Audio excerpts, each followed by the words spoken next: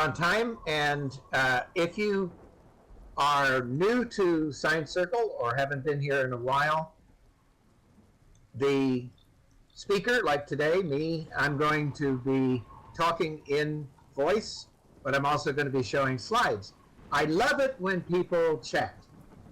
In other words, we overrun each other in voice, but if you put stuff in chat, questions, comments, whatever, then it's a lot more fun for me anyway. Okay, so let me begin. I will say that, like I said, first 30 minutes, I'm going to be talking about the immersive experience and other parts of it. Second 30 minutes or longer, in other words, you can stay as long as you want, the immersive experience. We're going to go over there.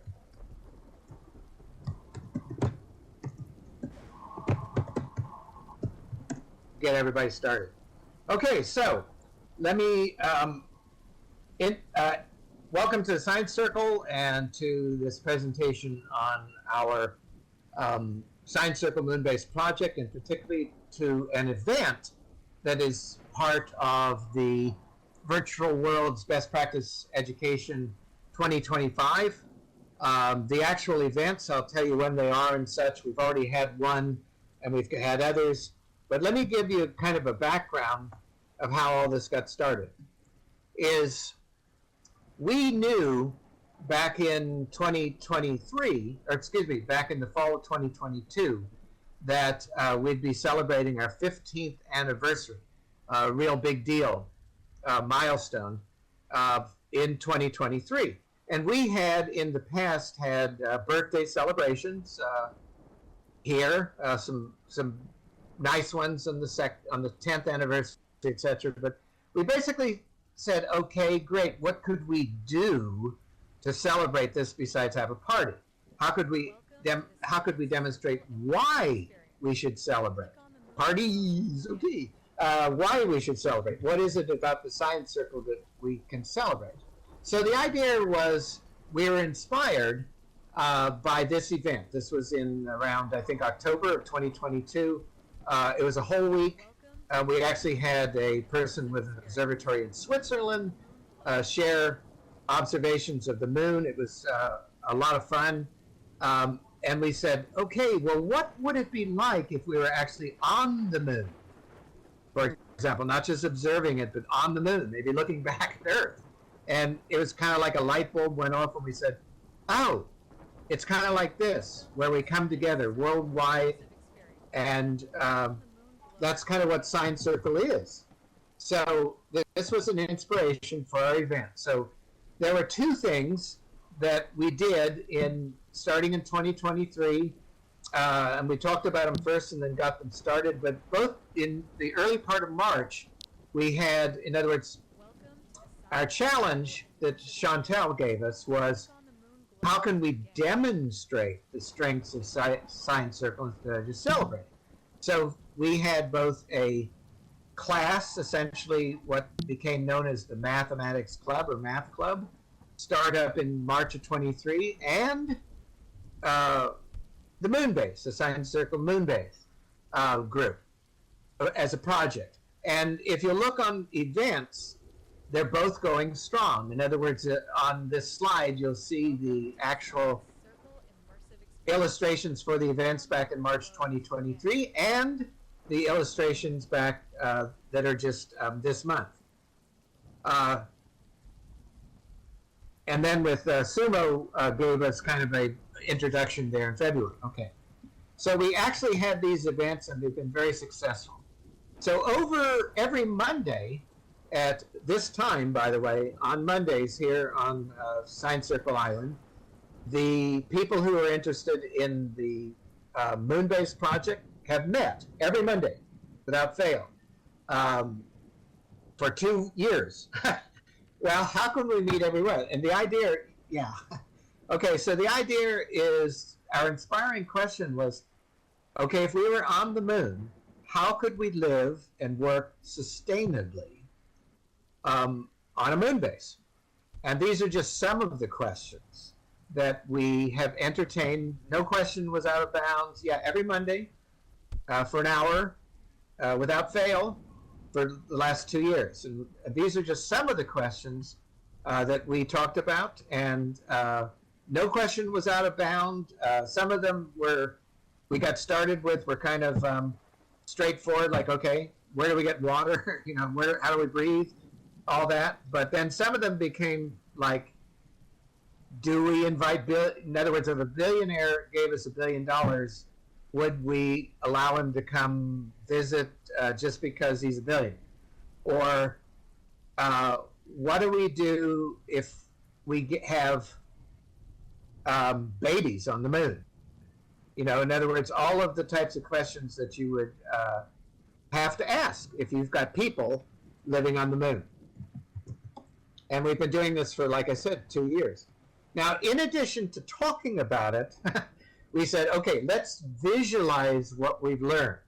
So we've created several versions, each one a little more sophisticated based on what we've learned, that these are illustrations of what they look like. They're not small, yeah.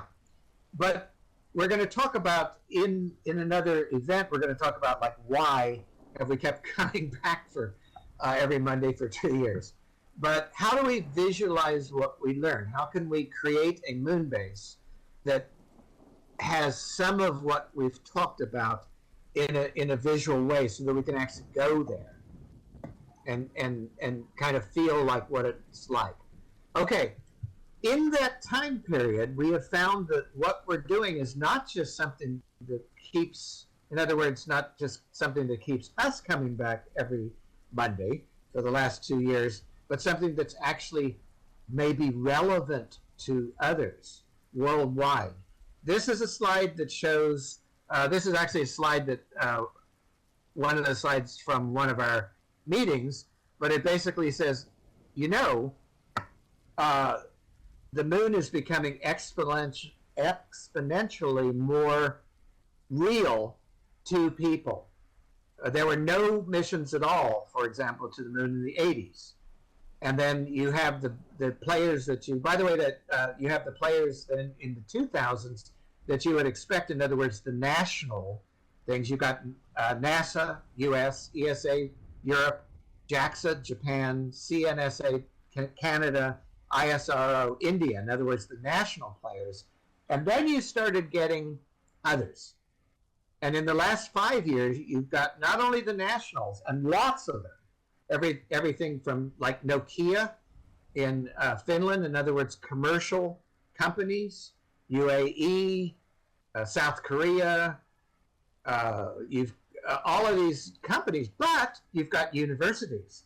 There are what are called CubeSats that can be attached to other missions that cost, hundreds of millions of dollars, and they only cost hundreds of thousands of dollars. So you've got universities in China and in the US and Japan and Mexico that have also landed little craft or crashed them or whatever they, into the moon. Only about 50% of moon missions actually make it because it's extremely hard to do. But on top of that, we have companies from all over the world that have decided that to become involved in this. So what we're doing, what we're thinking about and stuff is becoming real.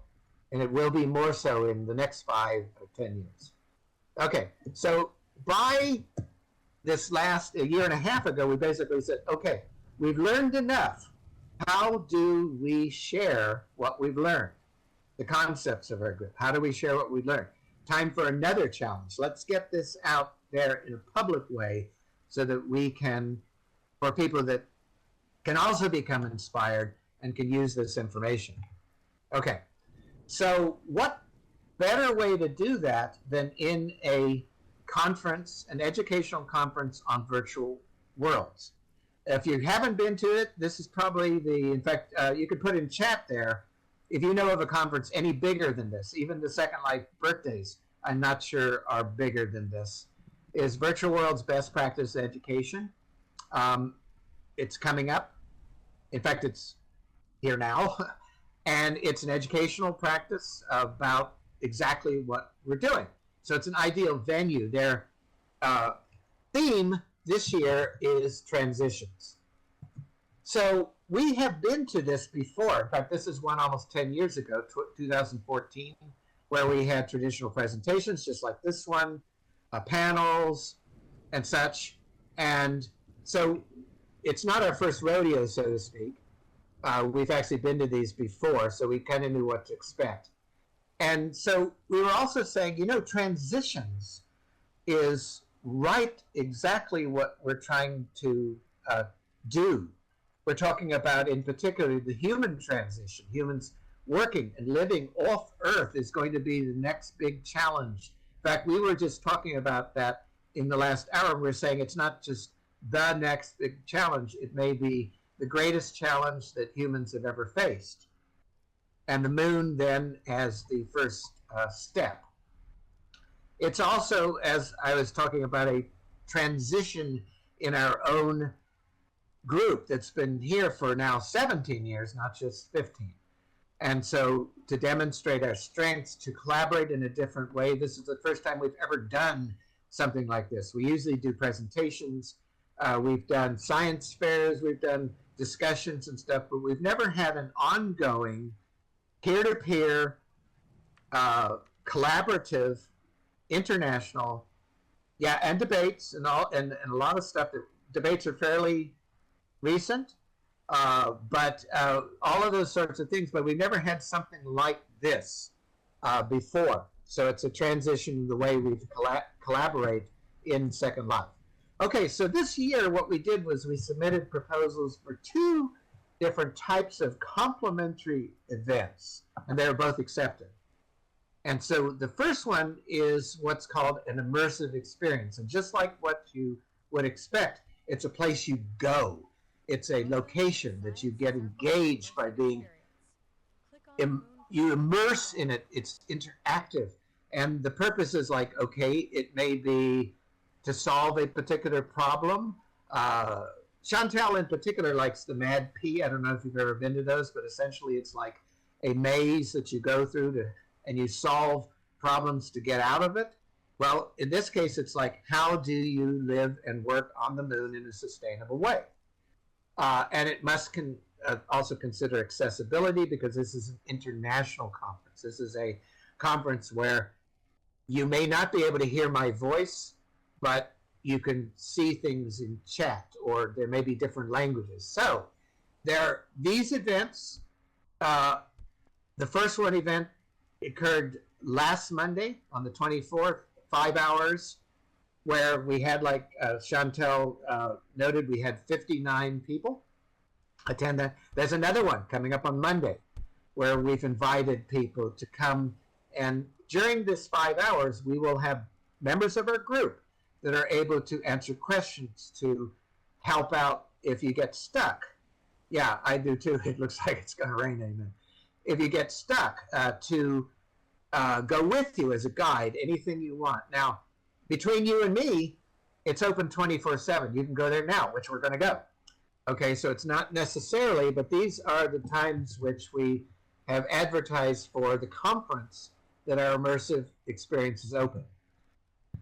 So our quandary then was, if we're going to create this immersive experience, how do we tie in what we've done into an immersive educational experience? Well, the first thing we had was we had draft versions, real physical draft versions of a Moonbase. There's 3 versions right there that you could go to walk through. Now, they're draft versions. In other words, they're not fully fleshed out. They're more like rooms, In other words, this happens here, that sort of thing. But as you can see, they're not trivial either. They're well thought out 3D experiences. We also, so then what we said was, okay, how do we make this into a immersive experience? So what we did was, much like a movie or a cartoon or anything else like that, where there is a flow. Well, Delia, you're correct. In other words, some of them are very close to completion. I'm going to try to work on there's a medical bay It's well designed, but it hasn't been realized. In other words, these are drafts. These are not completed Disneyland experiences. These are drafts of our concepts. And so this is a storyboard. I'm going to try to work on the medical thing tomorrow before Monday, and then keep working on it during the week. But the idea is we needed to storyboard the experience itself. Landing points. You go then to here, then to here, then to here, then to here, etc. as you go through the entire experience. As you'll see, like here, it's not a trivial thing. Okay, then we also had educational content. In other words, we've been meeting for 2 years. Every Monday, we have an enormous amount of content, things that we thought about, you know, how do you do this on the moon? How do you do that? What is it like to have? Should we have personal space? How do you keep circadian rhythms? How do you, what do you do with garbage or human waste? I mean, all of those things that we've been talking about for 2 years. And so how do we tie that in then with the physical moon bases? So the first thing that we thought about was this is such a new concept. In other words, living on the moon. And not all educators are science teachers. You know, this is an educational experience. You could have educators in a foreign language that do not have, or whatever, I'm just picking that up at random, that may not have a science background. So the first thing we decided to do was land people in a place that they know. In other words, how do we live on Earth so that we can get them to think about how do we do this on the moon? How do you launder clothes? How do you watch TV? Are those things we need to do on a moon base? All of that. So the first thing you're going to, I don't want to spoil the whole thing, but the first place you're going to go basically is like a house on the Earth with all of these things, and then you get to think about, well, how do we do this on the moon? And then what we know already. We have, so Sumo, but that's exactly correct. And so what we're talking about is this is how we do it on Earth. Can we do this on the moon? How else can we do it?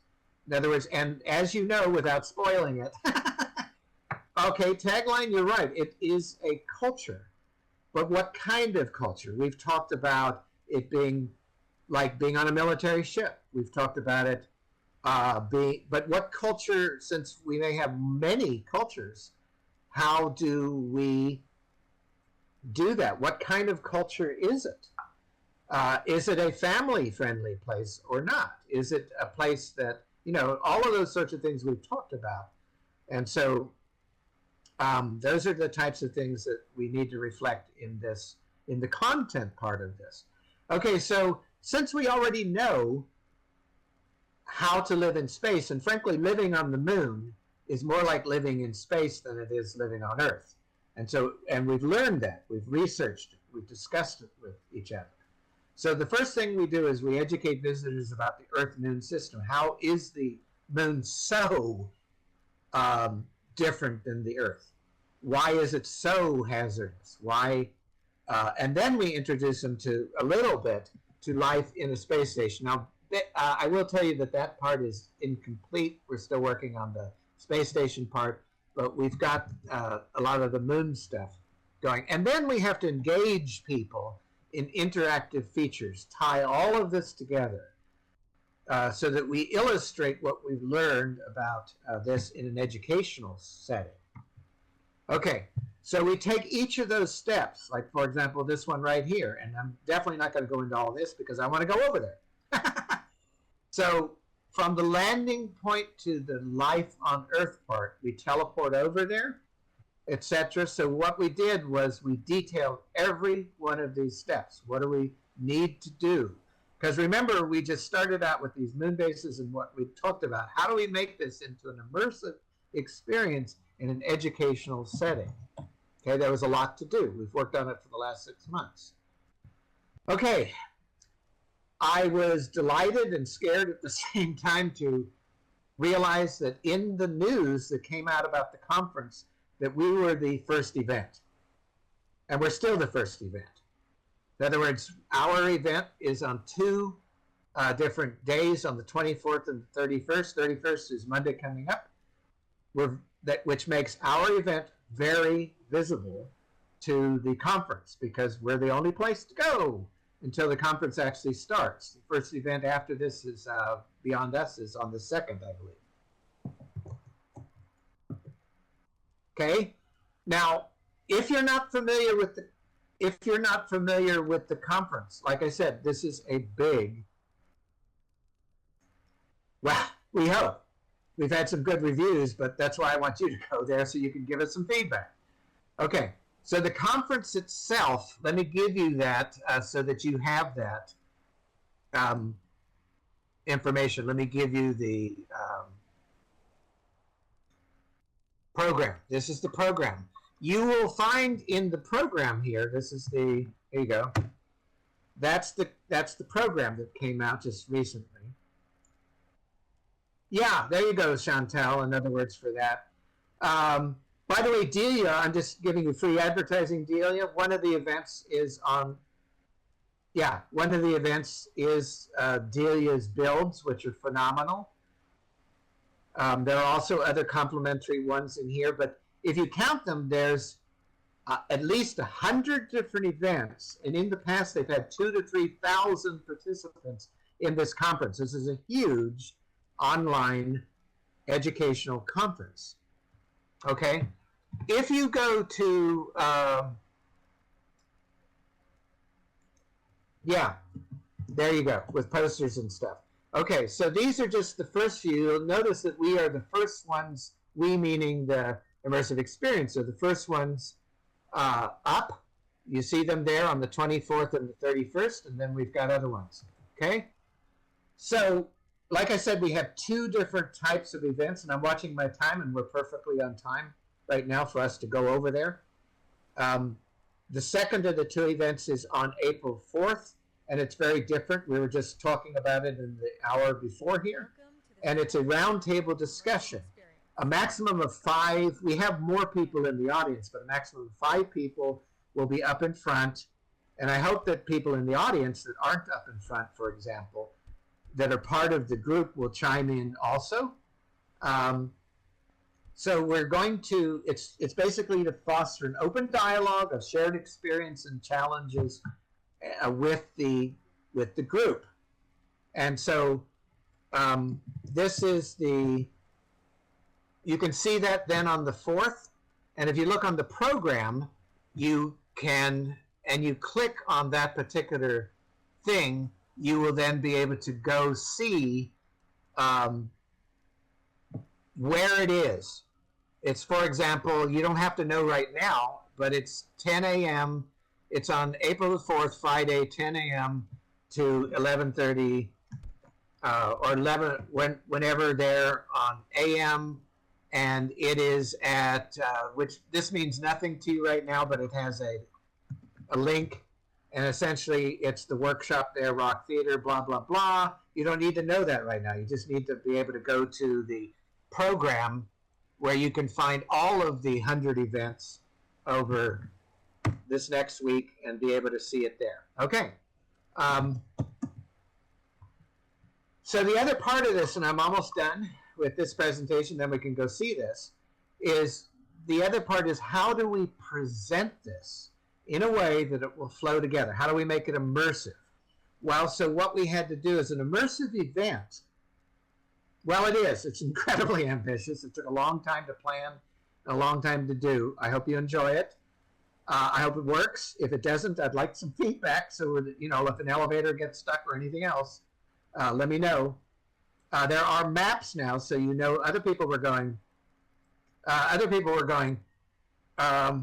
know where I'm at. I'm confused. And so I've got maps saying you are here throughout the experience. It's a big experience. There's no way you're going to do it in 30 minutes or anything else. I'm just going to show you how to get started on this. You're going to have to come back if you're interested, do a landmark or something.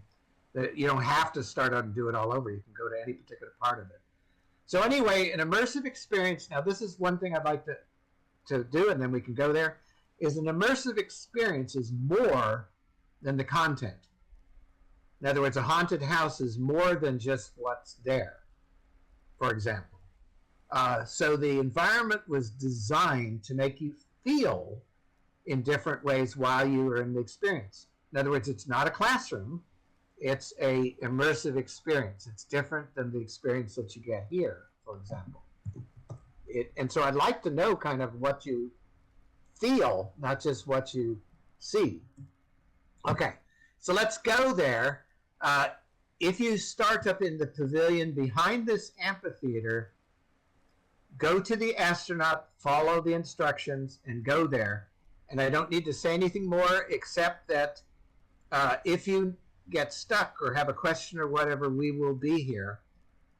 So let's all get up. And by the way, okay, before everybody disappears real quick, this is not a Disneyland thing. This is meant to be in small groups. If everybody tries to go there all at once, you're all going to end up all crowded together. So try to space it out just a tiny bit. It's not meant for like 20 people to all land in the same space. Okay? Any questions? You can speak or in comment. Yeah, exactly. In other words, if you've done it. Because you can I am me or Chantal or Delia or Sumo or Roy or Op or Sis or other people who have worked on this.